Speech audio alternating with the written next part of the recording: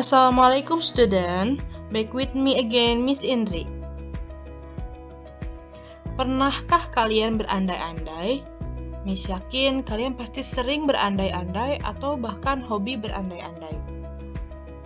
Nah, tahukah kalian bahwa dalam bahasa Inggris untuk membuat kalimat berandai-andai ada aturannya? Hari ini kita akan belajar how to make a conditional sentence or if clause. Jadi, hari ini kita akan belajar bagaimana cara membuat kalimat pengandaian atau bisa disebut juga if clause. Oke, pertama-tama kita harus tahu dulu apa itu conditional sentence atau kalimat pengandaian. Jadi apa itu pengertian dari kalimat pengandaian? Conditional sentence or if clause is a type of sentence that states a condition and the outcome of that condition occurring. Maksudnya apa? Dalam bahasa Indonesia, conditional sentence atau kalimat pengandaian merupakan suatu kalimat dalam bahasa Inggris yang digunakan untuk mengungkapkan keinginan, harapan, pengandaian, atau rencana yang mungkin dapat atau tidak dapat terwujud. Nah, bagaimana cara membuat kalimat pengandaian? Ternyata ada aturannya, ada rumusnya. Sekarang kita lanjut membahas. Ternyata conditional sentence terdapat kalimat independent clause dan juga dependent clause. Nah, untuk conditional sentence ini ada ciri khasnya yaitu terdapat kata if.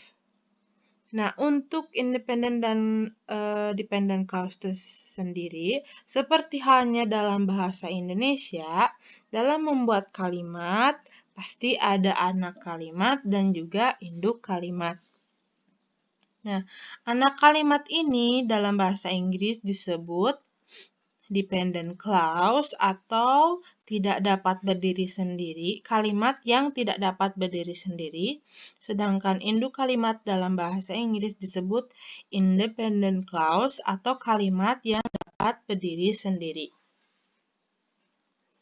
Nah, dalam conditional sentence ini, anak kalimat yang perannya dependent clause ini dapat disebut juga if clause. Sedangkan untuk induk kalimat disebut result atau main clause. Untuk membuat kalian lebih memahami lagi tentang materi conditional sentence, tentang perbedaan mana anak kalimat, mana induk kalimat, mana dependent clause dan independent clause, kita akan melihat contoh berikut ini. Example or contoh. If it rains tomorrow, I will stay at home. Coba kalian bedakan mana yang menjadi anak kalimat, induk atau induk kalimat, mana yang menjadi if clause dan mana yang menjadi result clause. Di sini, if it rains tomorrow itu disebut sebagai if clause atau yang perannya sebagai dependent clause, tidak dapat berdiri sendiri. Kenapa disebut tidak dapat berdiri sendiri? Coba kalian menulis kalimat cuman if it rains tomorrow. Maksudnya apa? Tanda tanya, cuman if it rains tomorrow, apa yang akan terjadi ke depannya? Jadi, anak kalimat tersebut atau dependent clause atau disebut juga if clause ini harus mempunyai induk kalimat. Nah, induk kalimatnya adalah I will stay at home. I will stay at home ini disebut juga result clause atau kalimat hasilnya dari if clause. Result clause atau independent clause. Oke, sekarang Coba kalian kita identifikasi posisi if clause dan juga result clause. If clause biasanya terdapat di depan, lalu diikuti dengan tanda koma. Setelah tanda koma, baru result clause. Contohnya seperti tadi. If it rains tomorrow, I will stay at home. Ini adalah conditional sentence. Nah, bagaimana kalau misalnya Miss, result clause-nya ada di depan, sedangkan if clause-nya ada di akhir. Bisa saja syaratnya adalah, misalnya di sini result clause-nya ada di depan, sedangkan if clause-nya ada di akhir. Nah, syaratnya adalah pindahkan I will stay at home if it rains tomorrow. Perbedaannya apa?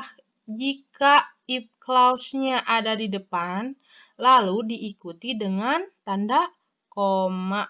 If it rains tomorrow, I will stay at home. Sedangkan jika resultnya ada di depan, seperti ini, I will stay at home, tidak diikuti dengan tanda koma. Jadi langsung if clause. If it rains tomorrow. Seperti itu. Paham? Do you understand?